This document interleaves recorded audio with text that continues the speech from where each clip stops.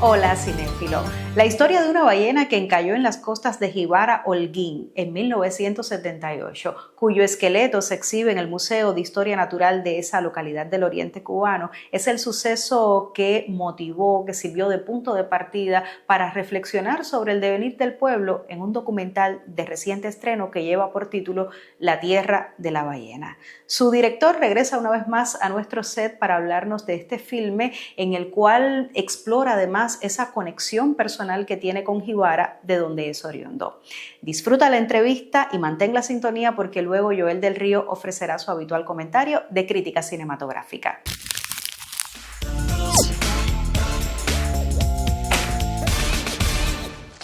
Muy buenas noches, estimados amigos. Estamos en presencia al comienzo de este programa de Te Invito al Cine, que como usted sabe, su primera y mayor parte se dedica a una entrevista con uno de las personas que se dedican a hacer audiovisual en Cuba. Un trabajo muy difícil, según me estaba contando Armando Capó, que es mi invitado de hoy, una figura sin la cual no se puede hacer la historia del audiovisual en los últimos 20 años. Coño. Sí. Coño. Pero si es así. Es que uno no saca la cuenta del tiempo. Yo me gradué de la escuela en el 2009, todavía falta. Te graduaste de la escuela, pero todavía has hecho cosas antes de entrar en la escuela. No. Tus principales documentales son de la escuela. Sí. ¿A partir del cuál? De La Certeza, ¿no? Ese es el primero que yo recuerdo, pero seguro que existe alguno antes. La Marea. La Marea. ¿Te acuerdas que tú la presentaste? La Certeza Poterio, sí, cómo no. La Marea, que es enorme, divino. Yo no puedo ocultar, ni siquiera lo voy a intentar, mi admiración por Capó, exactamente por su obra. Por él no tanto. Por su obra, pero algunos de los mejores, de los más interesantes y rompedores documentales que se han hecho en Cuba, los ha dirigido este ser que me acompaña hoy. Y además también ha comenzado con tremendo pie a hacer ficción. Ahí está Agosto para confirmarlo. Y pronto veremos el Regresado, se llama la película. Sí. Que está en postproducción. Realmente trajimos a este programa, Capó, y ya es hora de empezar a dejarte hablar y que yo me calle un poco sobre La Tierra de la Ballena, tu más reciente documental de largometraje que estuvo en el festival concursando, y de El Regresado, que está en postproducción y probablemente se estrene en algún gran festival por ahí. ¿O no? Bueno, da igual. Lo importante es intentarlo. No da igual, ojalá ocurra, pero... Ojalá lo puedas ver en Toronto, por ejemplo. Qué bueno sería, ¿no? Sí. Que así viste Agosto en Toronto por primera vez. Y nos encontramos a la salida de la película. ¿Te acuerdas del comentario? Claro. Bueno, nada, luego vamos a convertir esto en la memorabilia de dos amigos que se conocen hace muchísimo tiempo. Vamos a comenzar por La Tierra de la Ballena. ¿Qué cosa es? ¿Estuvo en el festival? ¿Se vio cuántas veces? Tuvo 2 pases en el festival, 2 pases maravillosos, porque además nosotros nos dedicamos a intentar que fuera al público y tiene 2 carteles muy lindos. Sí. Y intentamos hacer eso, ¿no? Que la gente fuera a ver la peli. Tuvo un pase a través de redes sociales, ¿no? A través de redes sociales, incluso invitación por WhatsApp donde a la tú eres gente. muy activo. Y tu productora, Por y además supuesto. esposa también lo es. Lo importante Así que- de las películas es que se vean, no que se quede, no que la vea mi familia, que los quiero Exactamente. mucho, por supuesto. Además, tú no las haces para ti, para regodearte en ellas, sino para muchísima gente. Me cuentan que hubo gente que salieron, hubo personas que conocemos, pero que no vamos a decir su nombre, salieron hasta llorando de la proyección, de la tierra de la ballena, Sí. exactamente. Porque La Tierra de la Ballena es un homenaje a mis maestros, y cuando digo mis maestros no son necesariamente los que me dieron clases en la escuela, sino personas que marcaron tu vida de una manera muy importante y que uno siente que no sería la persona que soy ahora si no hubiera sido por su cercanía. Y ahí hay tres personas que son muy importantes en mi vida. Uno es Lemus Nicolau, que ya está muerto, murió como un mes después que grabamos la peli, que es el historiador de Jibara, o fue el historiador de Jibara. Nos hemos aclarado que La Tierra de la Ballena es un documental sobre Jibara, y sobre estos maestros tuyos. Y mi regreso al pueblo a verlos a finales del 2020, en un momento que la pandemia nos dio como ese cierto aire de que iban las cosas a mejorar, y después volvió con mucho más fuerza. Entonces, Lemus Nicolau, que es el historiador del pueblo, es alguien que fundó casi todas las instituciones culturales que tiene Jibara. Incluso hay una anécdota muy linda, que es con otro de los personajes de la película, que es Luis Catalá, que es un acuarelista que realmente ha marcado todo el paisaje en Jibara y toda la manera de hacer de ¿Y los por qué un artistas pintor fue plásticos maestro Jibara. tuyo? Porque yo lo primero que estudié fue pintura. Yo lo sabía, pero bueno. Yo soy acuarelista. Era importante que lo dijeras tú. Yo creo que incluso últimamente he mejorado mucho en la acuarela. Es decir, cuando miro para atrás, siento que a veces estoy más cercano a hacer buenas acuarelas que buenas películas. Eso es verdad. Porque la acuarela esa la puedo modestia hacer. tuya fuera de lugar. Oye, tú no has visto mis acuarelas, son Las hermosas. acuarelas son muy buenas entonces.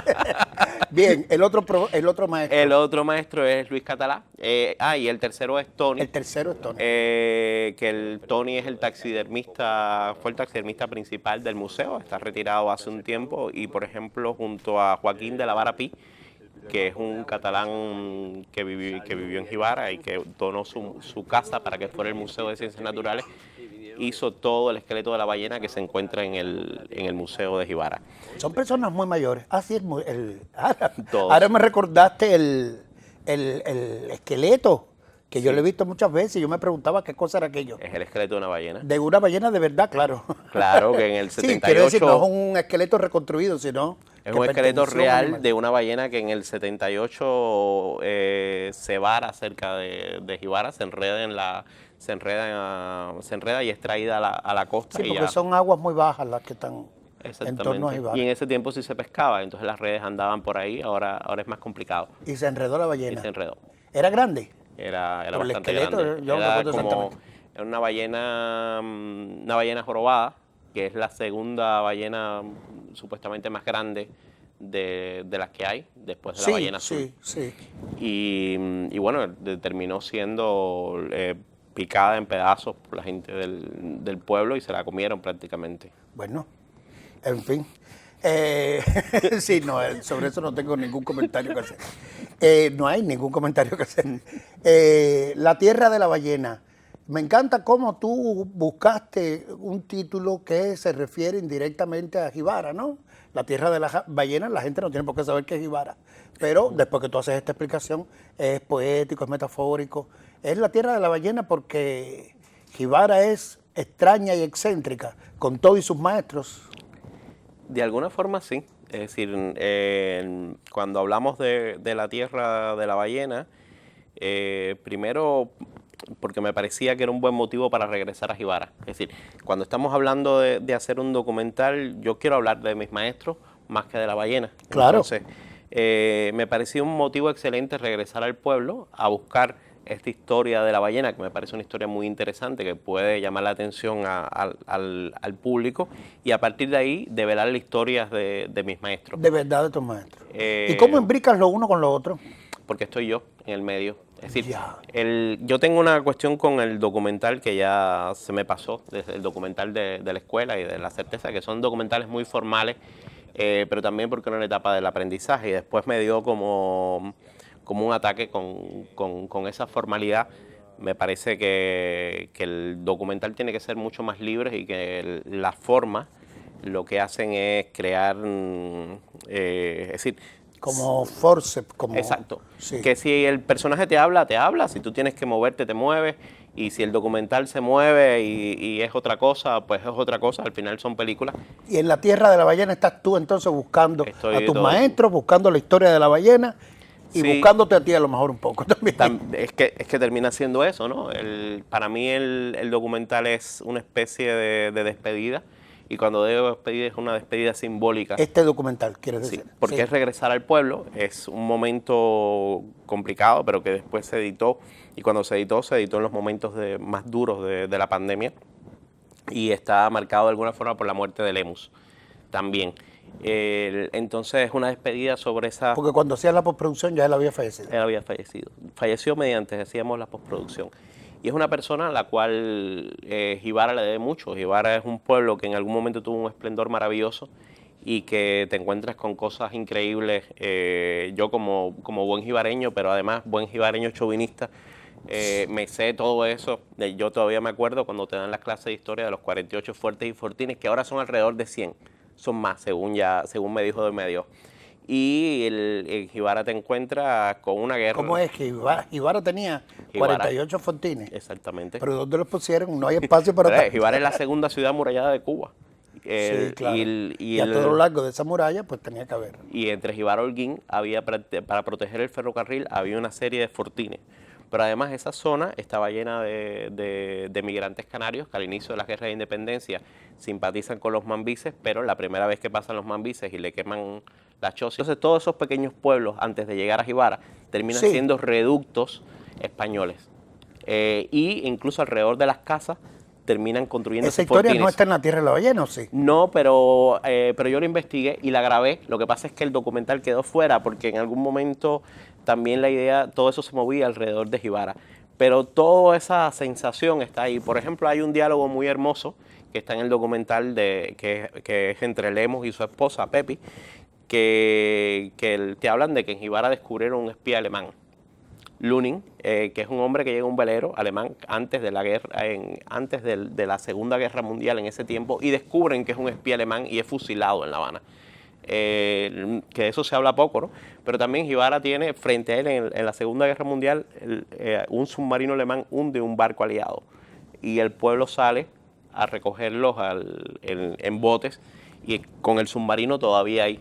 Incluso lo saludan. Todo eso está registrado por fotos, por todas esas cosas. Debemos inferir entonces que, aunque tú dijiste que la tierra de la ballena cerraba un ciclo, Jibara es una especie de fuente de película inagotable. Por supuesto. Y presumiblemente tú harás más de una. Está el regresado. Volverás. Está el Está regresado. Está el regresado. Vamos a hablar sobre El Regresado, que es una película de ficción ya terminada. Está en postproducción. Está en postproducción. Casi terminada. ¿Qué le estás poniendo? El regresado ahora mismo tiene alrededor de 1 hora 40 minutos, más o menos. Tiene un... Ya pasó por sonido, corrección de color. No, todo ahora eso. mismo está en corrección de color y sonido. Ah, Es exactamente. una en esa etapa. coproducción con Colombia, con Laima Production. También es una coproducción cubana con Guajiros. Es decir, tiene una producción asociada. Sin ellos no hubiéramos podido grabar con ese espíritu colaborativo, el que tiene muchas veces el cine cubano de apoyarnos entre nosotros mismos. Claro que sí. Tiene el debut de Carlito Gómez, ¿cómo se le dice? Su jefe, su director. Carlito Gómez, sí. Ha estado en este programa muchas veces, así que estamos hablando de Está bueno- algo que nuestros espectadores Está más bueno fieles reconocerlo, conocen. porque el cine cubano tiene mucho que ver con ese espíritu colaborativo y si no, no pudiéramos hacer muchas películas, ¿no? Y entonces él tiene... Además que se ha entronizado en el mundo entero. Las películas se hacen Por supuesto. muchísimas veces, aparte de los apoyos oficiales que pueden existir o no, a nivel de de la colaboración entre pequeñas productoras, pequeñas o no tan pequeñas, depende Entonces tiene, de qué país hablemos. tiene unos actores maravillosos, el regresado. Tiene a Luis Alberto García, tiene a Ariana Delgado, tiene a Edel, el protagonista... Pero es una película sobre tu historia, El Regresado. Sí, el regresado tiene, a ver, casi todo el cine que yo termino haciendo tiene mucho que ver conmigo, ¿no? Qué bien, ¿no? Es la persona que más conoces, se supone. El regresado es la historia de un graduado de artes plásticas que termina de graduarse en Holguín de la Escuela de Arte que regresa a tú. su pueblo, Jibara, incluso se llama Armando, le dicen Mandy. Que hiciste muy cerca. Porque en agosto, entre otras cosas, se echaba de menos, creo que te lo dije en alguna ocasión, que si era un poco tu historia, como lo era en alguna medida, o en gran medida, te vistes obligado a abandonar esas señas identificativas, por llamarle de algún modo, que remitirían a tu persona y tuviste que recurrir a otras construcciones o representaciones. Yo creo que, eso es un proceso de aprendizaje constante, ¿no? Exactamente. Y por ejemplo, Y aprendiste bien la lección, una de parece. las cosas más importantes que tiene el regresado es que lo pude grabar en Jibara. Exactamente, que se echaba tanto de menos en agosto. Y eso yo creo que ayuda mucho, además te da una zona de confort y de creación que te da mucha libertad, no solamente porque los decorados son increíbles, sino también porque tu mundo de recuerdos, el lugar del que tú te nutres está ahí. Ya lo muy dijo Humberto sencillo. Solás, que aquella ciudad es como un Total. set grande, con unos paisajes fabulosos que están pidiendo ser filmados a gritos. Y hay una cosa maravillosa que tiene Jibara, que tiene que ver con el ser un regresado, que es que cuando uno está grabando, yo toco en una puerta y siempre hay alguien que conozco, al cual puedo pedir Claro. silencio, o le puedo pedir una silla, o que nos dé un vaso de agua, o que nos ayude, y eso en La Habana no pasa. Es decir, sí pasa de otras maneras, pero ahí, si no me No te conocen a mí, conocen, capó. si no me conocen a mí, conocen a mi abuela, conocen a mi padre, Claro. conocen a mi familia, y no te puedo ¿Desde cuántas explicar. generaciones viven ustedes en Jibara? Muchas, ¿no? Yo creo que 4. 4. Es decir, Para arriba de tus antecedentes. 4. Mi padre ahora mismo ha regresado como al origen, donde vinieron todos. Entonces, lo interesante de eso es que, por ejemplo, el director Entonces, de arte... el protagonista, que lo dejamos inconcluso, y las historias principales que tú hagas deben tener un principio, un medio y un final. Sí, claro. Por lo menos en este programa. Él regresa después de graduarse en Holguín. Sí. El protagonista. Regresa a Jibara al mundo a hacer el servicio social, quiere arreglar, lo ponen de director de la galería. Yo fui director de la galería de Jibara. Lo ponen y la galería está toda destruida. Entonces él pide ayuda para arreglarlo al director de cultura y empieza a restaurar todo eso, pero además revitaliza de alguna forma lo que está a su alrededor, es decir, hace una exposición, empieza a pintar, tiene ese deseo de muchacho joven que quiere cambiar el ¿Y mundo. tú pasaste por todas esas etapas o Sí, te sí. idealizaste un poco? No, yo pasé por todo eso. Yo fui director de la galería la destruí, estaba en el museo, después la cambiaron para otro lugar, después me fui para la Casa de la Cultura y después me fui de director del cine. Yo era el director del cine cuando Miel Parochún y yo me acuerdo de estar detrás de un policía aguantándolo para que no rompieran los cristales y me di cuenta que yo no servía para eso. Y entonces me pusieron de promotor cultural, que tenía más sentido, y hacía los cineclub. Ya. Oye, todo ese cuento probablemente se haga en El Regresado y tú lo confieses o no, o probablemente hayas idealizado un poco, porque la representación Claro, claro. y el arte lleva reglas que no Y tiene son un guión las de la maravilloso de Laura vida Conyedo. real.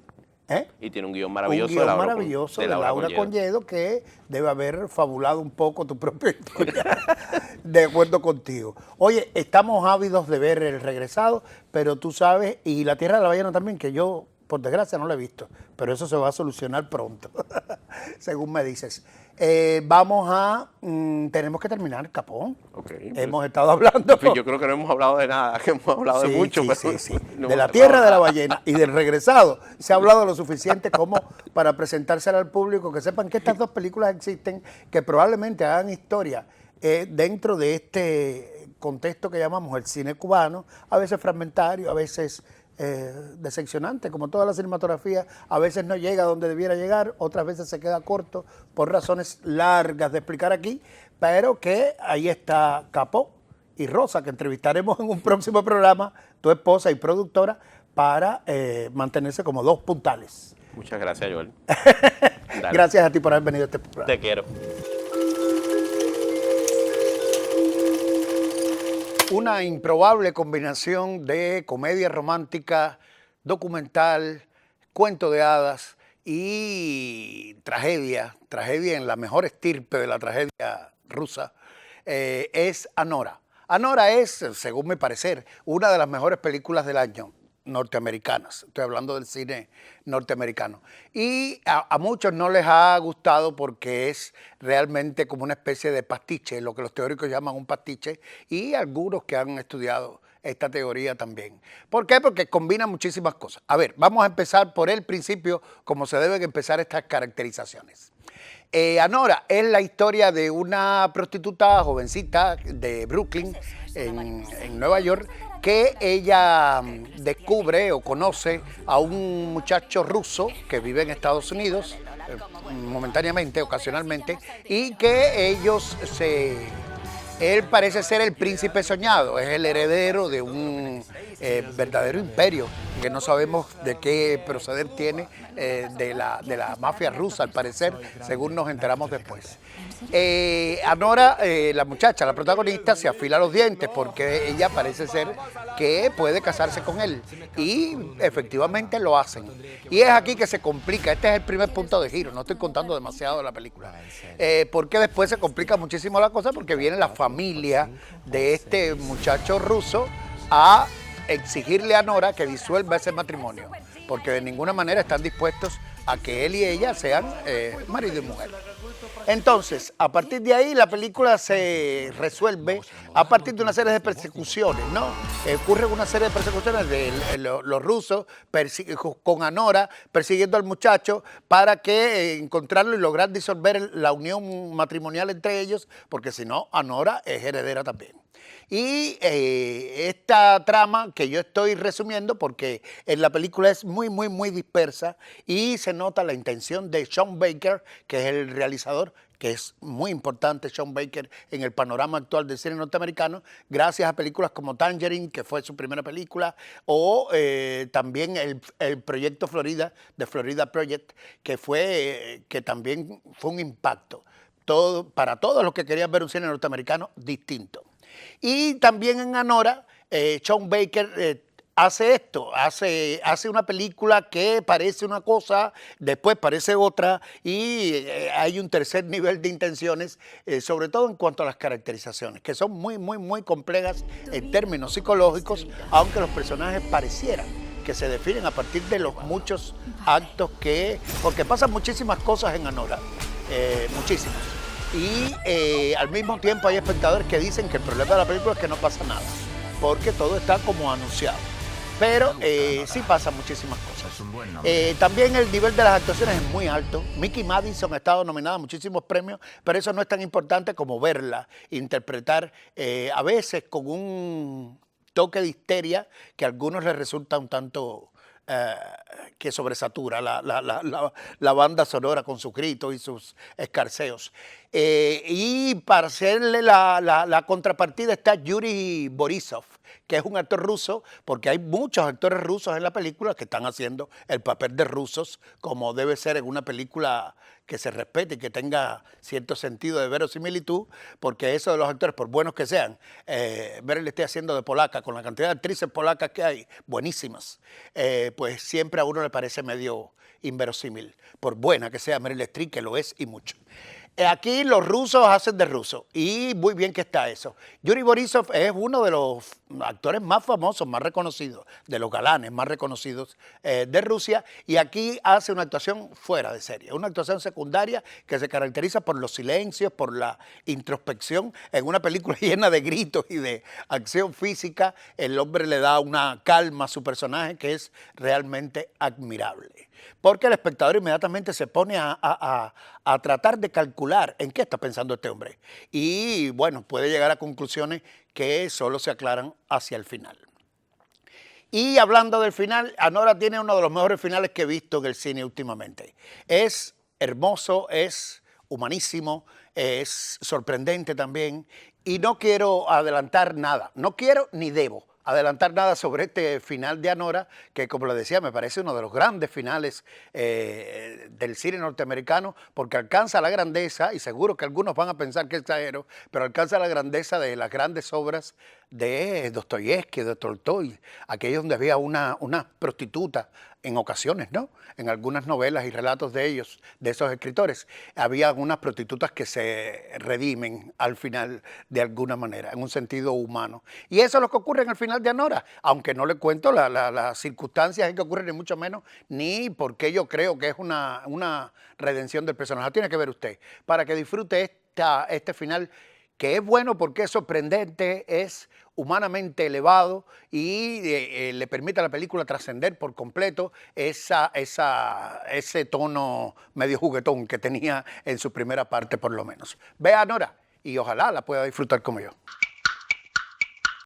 Cinéfilo, la presencia de Armando Capó en el programa para hablarnos acerca de La Tierra de la Ballena nos ha permitido de alguna manera repasar los ecos de la reciente edición del Festival Internacional del Nuevo Cine Latinoamericano, en la cual estuvo compitiendo en la categoría de largometraje documental. Así también su cartel cinematográfico diseñado por Irian Carballosa. La próxima semana estaremos conversando con una buena amiga de este espacio, que es una productora y directora cubana excelente. Así que te espero dentro de 7 días, siempre por la señal del canal educativo. Entonces me darás la oportunidad de decirte una vez más, te invito al cine.